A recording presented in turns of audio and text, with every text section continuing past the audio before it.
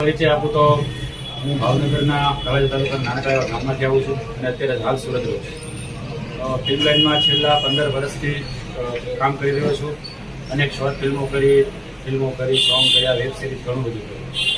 અને એક વાત જાણવા તમને આજે ખૂબ જ આનંદ થાય છે કે મારા બે ખાસ મિત્રો, જેમ કે કહેવાય કે જીગરના ટુકડા મિત્રો કહેવાય ને, તો અમારે મહેન્દ્રભાઈ કાછરિયા અને મારા બીજા ખાસ મિત્ર સંજયભાઈ તરસરિયા, આ બંને મિત્રો આ કલાકારોને એક કાતરે બાંધી રાખવા અથાગ મહેનત કરે છે. ગયા વર્ષે પણ એક એવોર્ડ ફંક્શનનું આયોજન કર્યું હતું, સરસ મજાનું. એવી જ રીતે આ વર્ષે પણ આયોજન કરી રહ્યા છે.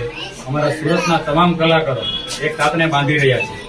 તો એમને પહેલા તો અભિનંદન પાઠવું છું કે આવી રીતે જ મહેનત કરે છે અને બધા કલાકારોને એક મંચ ઉપર ભેગા કરી. રાજભાઈ એક મિનિટ રોકીશ. સુરતના નહીં મિત્રો, ઓલ ગુજરાતના તમામ કલાકારો કોઈ પણ જાતની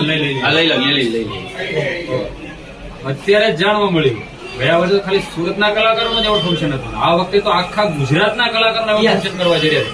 તો ફરીવાર એમને ખૂબ ખૂબ અભિનંદન કે આવો સારો પ્રયાસ કરી રહ્યા છે. ગુજરાતના કલાકારોને એક મંચ ઉપર ભેગા કરવા, એમનું સન્માન કરવું અને એની કલાને બિરદાવી, તો આવા તો અમુક હિરલાઓ જ કરી શકે.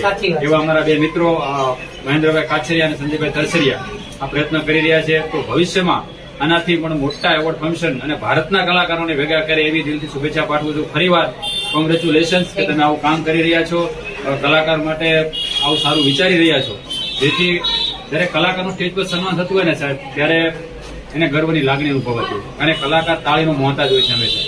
અને એવા જ આ કલાને બિરદાવવાળા માણસો જયારે આ ધરતી પર જન્મ લેશે ને, ત્યારે એની જનતાને પણ ખૂબ ખૂબ ધન્યવાદ દેવો પડે અને આવા માણસોને પણ ધન્યવાદ દેવો પડે. ફરીવાર SM ફિલ્મ પ્રોડક્શન અને સંજયભાઈ તરસરિયા અને મહેન્દ્રભાઈ કાછરિયાને ખૂબ ખૂબ અભિનંદન. આવી રીતે સારા કાર્યો કરતા રહો અને કલાકારોને એક કાતરે બાંધતા રહો, તેથી કલાકારોની એકતા જળવાય. Thank you.